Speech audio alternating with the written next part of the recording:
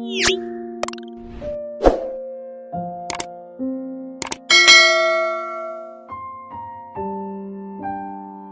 menurut Ustadz sendiri gitu, Ya. saya nggak tahu ibaratnya apakah pandangan orang mengenai Ustadz benar atau salah gitu. Jadi kalau Pancasila menurut Ustadz sendiri gimana? Saya nggak ganggu deh. Saya pendahuluan dulu ya. Pendahuluannya adalah gini. Kalau antum ditanya siapa orang yang paling Islami, jawabannya contoh orang yang paling Islami. Ya Rasulullah. Rasulullah, jawaban pasti dong, ya kan ya. Artinya kalau kita ditanya siapa orang yang paling Islami, semua orang di dunia langsung jawab Rasulullah. Inilah kekerenan konsep Islam. Ya. Tapi kalau kita ditanya siapa orang yang paling Pancasilais, kita agak sulit jawabnya. Iya kan ya. Iya. Patokan orangnya itu siapa gitu? Patokannya siapa? Yang paling Pancasilais. Ada orang bilang Bung Karno, agak sulit juga, gitu kan ya. Lalu apakah contoh misalnya ya, orang bilang kalau Bung Karno Pancasilais, kalau gitu istri boleh banyak dong. Oh, belum tentu orang bilang ini nggak Pancasilais dan segala macam. Oke. Dan karena dari sosok ya. Iya, dari sosok. Dan kita nggak bahas tentang yang lebih lanjut, tapi setidaknya Bung Karno juga pernah mengusulkan agar Pancasila dikompres menjadi 3, bahkan dikompres menjadi 1 kan itu kan ya, menjadi unisila itu ya. Nah, itu adalah salah satu contoh. Dan kalau kita katakan bahwa perwujudan siapa yang paling Pancasilais di zaman sekarang misalnya, kita juga agak bingung. Kenapa? Contoh misalnya ada yang dikatakan sebagai orang yang paling ngerti tentang Pancasila, tapi dengan serta-merta, dengan nyata-nyata bilang bahwa akhirat itu tidak harus dipercaya misalnya. Apakah itu perwujudan Pancasila? Itu kan mungkin agak sulit. Nah, jadi artinya kita perlu kasih tahu dulu bahwa berarti Pancasila ini adalah seperangkat nilai yang harus kita tahu dulu standarnya dari mana. Bukan dari manusia yang kemudian selama ini dikatakan Pancasilais, tapi dari standarnya sendiri.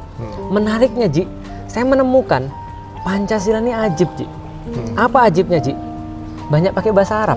Oh iya, masa iya? Banyak pakai bahasa Arab Ji. Mananya bahasa Arab? Contoh, yang paling panjang Ji, nomor 4. Sebentar. Kebanyakan yang bilang anti Pancasila justru yang bilang ke Arab-Araban. Nah, ternyata Pancasila tuh ke Arab-Araban Ji.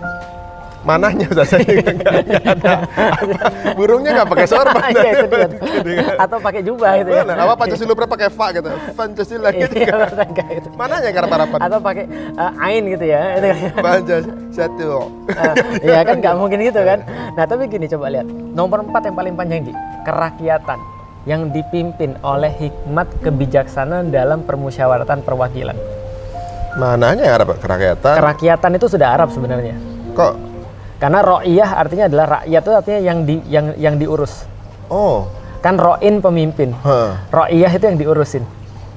Oh jadi berarti bahasa Indonesia yang diambil dari bahasa Arab. Betul. Rakyat itu bahasa Indonesia yang diambil dari bahasa Arab. Baru tahu yang dipimpin itu bahasa Indonesia oleh hikmat. Hikmat itu juga bahasa Arab. Hikmah itu bahasa Arab. Kebijaksanaan dalam permusyawaratan, musyawarah bahasa Arab. Perwakilan, wakil juga bahasa Arab. Iya, wakil. Kita Wakil lagi bikin bahasa aplikasi namanya wakalah. Wakalah itu perwakilan kan gitu kan ya. Nah, oke, kalau gitu kita lihat satu-satu. Dalam bahasa Indonesia, kerakyatan yang dipimpin oleh hikmat. Hikmat kalau dilihat dari KBBI artinya kebijaksanaan. Nggak mungkin dong founding fathers kita nulis redundant. Kerakyatan yang dipimpin oleh kebijaksanaan. Berarti harus ada dalam bahasa berarti harus ada arti lain dong. Jadi hikmah artinya juga kebijaksanaan Dalam KBBI. Jadi jatuhnya adalah bahwa kebijaksanaan versi bahasa dan versi Arab. Nah, kita nggak bisa bilang kebijaksanaan dong. Berarti hikmat harus diartiin dong. Kalau kita artiin hikmat dalam bahasa Indonesia artinya kebijaksanaan. Nggak masuk. Redundant. Padahal founding fathers kita nggak mungkin redundant. Nah, berarti pasti dia pengen sesuatu yang lain. Maka kita lihat dalam bahasa Arabnya. Hikmah dalam bahasa Arab, kalau di bahasa Inggris kan wisdom. Kebijaksanaan juga Ji. Bingung juga Ji. Jadi nggak bisa juga. Tapi Ji, kalau kita lihat dalam Al-Quran, beda urusannya Ji dengan bahasa Arab Ji. Kalau kita lihat di Al-Quran, hikmah adalah sesuatu yang cuma diberikan Allah pada orang-orang yang khusus. Yaitu adalah para nabi dikasih hikmah. Yahya dikasih hikmah, Sulaiman dikasih hikmah, Rasulullah dikasih hikmah, Luqman itu dikasih hikmah walaupun bukan nabi. Jadi ada orang tertentu dikasih hikmah, kebanyakan para nabi dan orang-orang penting. Makanya sejak itulah orang Arab memakai kata-kata hakim atau orang yang punya hikmah sebagai pemimpin. Hakim itu dari kata hikmah. Hikmah, Luqmanul Hakim artinya Luqman yang punya hikmah. Hakim, hikmah. Oh, dasar katanya itu apa? Hikmah. Hikmah. Hakim orang punya hikmah. Oh. Al-Hakim nama Allah. Al-Hakim. Orang adalah artinya yang maha memberikan keputusan. Al-Hakim. Artinya dia bijaksana. Hakim kan pasti bijaksana. Nah, maka kemudian kalau kita katakan Al-Hakim berarti penguasa. Di bahasa Indonesia kan jadi orang ketok palu. Iya. Kalau di sono namanya qadhi. Qadhi itu yang membuat keputusan, qadha. Nah, iya. qadhi orang membuat keputusan. Di sini jadinya hakim. Padahal bahasa aslinya di bahasa Quran, hakim artinya adalah penguasa. Kalau kita masukin, jadi masuk Ji. Kerakyatan yang dipimpin oleh penguasa yang bijaksana. Wah, keren sebenarnya guru-guru kita dulu. Dan iya gila, ngeri guru-guru kita itu, pendahulu kita ngeri, gila bahasa kita kan ya. Nah, artinya adalah apa? Hakim ini sesuatu yang lebih daripada kebenaran, Ji. Karena orang benar belum tentu bijaksana, Ji.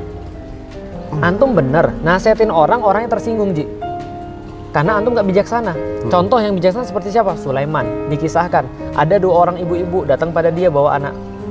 Ada yang bilang ini anak saya, enggak ini anak saya, enggak ini anak saya. Sulaiman bilang, kalian gak ada yang mau ngaku bahwa tidak mungkin dia lahir daripada 2 rahim dong.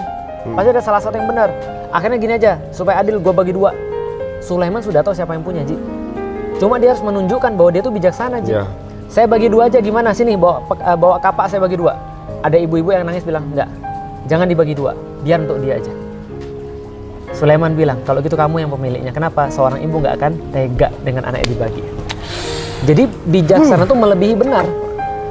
Tidak hanya by the book, tidak hanya sesuai dengan teori, tapi dia bisa menerapkan dengan cara yang paling baik. Itu bijaksana.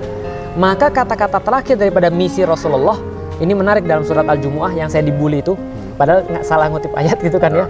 Menarik kata-kata Allah adalah waladzi ba'atsa fil ummiyina rasulam minhum yatlu alaihim ayatihi wa yuzakkihim wa yu'allimuhumul kitaba wal hikmah. Jadi tugas Nabi itu adalah pertama membacakan ayat-ayat Allah, kedua mensucikan manusia, yang ketiga mengajarkan Alkitab halal dan haram, yang keempat mengajarkan mereka hikmah, sesuatu yang di atas daripada halal dan haram. Orang benar tapi dia juga bisa menerapkan kebenaran itu dengan sangat keren. Itu baru satu sila keempat, Ji. Belum kalau kita hubungan antara sila 1, 2, 3, 4, dan 5. Coba Ustaz, kalau misalnya kenapa kalau menurut pandangan singkat Ustaz nih, kenapa sih guru-guru kita zaman dulu, apalagi kalau kita bilang, kan pernah ada ungkapan gitu, apa adilnya Rasulullah SAW sama Pancasila gitu. Ya, betul. Padahal guru-guru kita yang memutuskan itu adalah muridnya Rasulullah SAW. Ya, betul. Ya andilnya semuanya. Gimana kontribusinya Muhammad gitu ya? Ya. Justru padahal itu kontribusinya, ya semuanya itu kontribusinya iya, gitu. jauh banget ya gitu kan ya. Apalagi Piagam Jakarta itu agak sedikit ngikutin Piagam Madinah. Ya. Nah, kenapa disusunnya seperti itu? Pasti ada satu insight. Iya. Insight itu gimana teman-teman? Nah, ini saya dapat dari Cak Nun. Ketika dengerin Cak Nun, saya mendapatkan, wah ini keren banget. Dan ini memang berdasarkan apa yang kita yakini sebagai seorang muslim. Pancasila itu berjenjang. Dia dimulai dengan sesuatu yang paling dasar dalam kehidupan manusia. Makanya yang paling dasar itu selalu ditaruh menjadi nomor 1. Menjadi yang paling awal, fondasi. Ketuhanan yang Maha Esa. Maka ketika seseorang sudah mengakui ketuhanan, itu adalah sesuatu yang paling mendasar. Artinya, kalau manusia itu mau mikir, dan dia benar-benar mau untuk jujur pada dirinya sendiri, dia akan tahu Tuhan itu pasti ada. Seperti yang kita sudah bahas dari awal. Dan ketika dia dalam keadaan punya Tuhan, itulah dia baru bisa menjadi seorang manusia. Karena selama dia tidak bertuhan, Ji, dia nggak akan bisa untuk memanusiakan manusia. Contoh, Ji, benar. Ada orang yang bilang bahwa Tuhan tuh nggak ada, Ji. Akhirnya antum sama ayam apa bedanya, Ji? Antum sama monyet apa bedanya, Ji? Iya. Hampir nggak ada bedanya, Ji. Dalam beberapa kasus malah mereka lebih bagus daripada kita. Iya. Kan nggak ada iri dengki ya. Iya, betul. Nah, artinya nyembelih ayam sama nyembelih manusia sama. Kalau orang nggak bertuhan. Oh. Itu maksud saya. Artinya kalau orang nggak bertuhan, Ji, dia dengan mudah bisa menumpahkan darah manusia, Ji. Karena dia nggak merasa bertanggung jawab dengan siapapun. Iya, nggak ngerasa bahwa ini akan jadi pertanggung jawabannya nanti kan gitu. Dia nggak merasa bahwa terlepas perbedaan apapun yang kita punya, kita tetap sama-sama ciptaan Tuhan. Terlepas kita beda agama, terlepas kita beda etnis, kita tetap ciptaan Tuhan. Maka orang cuma bisa menjadi manusia secara betul kalau dia sudah mengakui Tuhan. Maka Allah ngajarin di dalam Al-Quran, manusia itu adalah orang-orang yang mereka bisa benar dan bisa salah. Bukan malaikat yang pasti benar, karena Allah nggak memberikan mereka kesempatan untuk jadi salah. Bukan iblis yang sudah pasti salah. Menjadi manusia berarti kita menerima bahwa kita bisa salah, orang bisa benar, dan orang bisa salah, kita bisa benar. Tapi zaman sekarang, Ji, apa yang terjadi kalau orang sudah nggak bertuhan, Ji? Orang-orang jadi merasa bahwa selain gue salah. Itu berlaku ke semuanya loh, Ji. Iya. Berlaku di golongan manapun loh, Ji. Seolah-olah kalau misalnya sudah beda pilihan politik, dia pasti salah. Iya. Seolah-olah kalau sudah sama pilihan politik, dia pasti benar. Pasti benar, walaupun kesalahannya. Nah, walaupun jelas kesalahannya, dia jadi sudah nggak manusiawi lagi. Udah kebenaran sama kesalahan udah nggak dilihat lagi, yang penting Benar. udah berbeda. Kalau orang sudah bisa manusiawi, Ji, sudah bisa menerima nilai-nilai kemanusiaan, apa alasan dia untuk berpecah belah, Ji? Iya. Karena dia mikir begini, antum saudara saya dalam iman, Ji. Tapi kalaupun kita ketemu dengan orang yang gak seiman, antum saudara saya dalam kemanusiaan. Kalaupun dia tidak sama-sama manusia, kita temu pohon, kita juga nggak boleh zolim. Karena dia sama-sama saudara dalam penciptaan. Apa yang membuat kita jadi mudah berpecah belah? Nggak ada, karena kita sudah menjadi manusia. Kalau dia salah, kita bisa terima. Dia memang salah, gue besok bisa buat salah juga. Kalau gue besok mau dimaafkan, gue maafin dia sekarang. Kadang-kadang orang salah, wow kita langsung bully seperti kita polisi moral gitu. Betul. Kadang-kadang ya. Kita polisi moral dan ngerasa bahwa kita juga nggak bakalan buat salah gitu. Nah, persatuan Indonesia akan dicapai kalau manusia tuh jadi manusia. Tapi kalau manusia jadi kayak malaikat dan yang lain dia jadiin iblis, mana mau bersatu? Akan muncul kemudian ya tadi pengelompokan, polarisasi, cebong, kampret, Oh iya. dan segala macamnya. Karena dia sudah nggak nerima dia jadi manusia. Kamu tuh manusia, bisa berubah, bisa salah, bisa benar. Nah, persatuan tuh ada kalau ada manusianya. Iya benar-benar. Dan nggak mungkin kita sendiri. Manusia tuh makhluk sosial, Ji. Ya.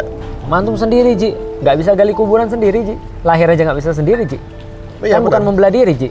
Maka harus bersatu kan? Iya, benar. Harus bisa bareng. Nah, kalau kita sudah bisa bareng, baru bisa diperintah. Maka Islam bilang, la islama illa bi jamaati. Ini hadis, Ji. Tidak ada Islam kecuali adanya persatuan. Wala jama'ata illa bi imarati. Tidak ada kemudian persatuan kecuali ada pemimpin di antara mereka. Makanya kan kerakyatan yang dipimpin oleh hikmah, kebijaksanaan. Nah, tidak ada persatuan tanpa ada pemimpin. Wala imarata illa bi ta'ah. Dan tidak ada kepemimpinan tanpa adanya ketaatan. Maka ketika ada persatuan baru ada yang bisa jadi pemimpin, Ji. Karena nggak ada persatuan, gue nggak mau ngakui dia. Pemimpinnya juga bilang, lu nggak milih gue juga nggak ngakuin lu. Loh, kok gitu sih? Kan kita kan dipimpin oleh orang yang sama. Kan rakyatnya dia bukan hanya yang milih dia. Harusnya kan mikirnya begitu. Karena persatuan sudah nggak ada, susah untuk jadi pemimpin kalau nggak bersatu. Oh, sebenarnya berarti mestinya kita yang pemimpin yang bisa merangkul semua. Betul. semestinya. Kata Muhammad Natsir, pemimpin itu adalah seperti pemahat kayu. Yang bisa menempatkan bahkan kayu busuk pun di mana. Iya.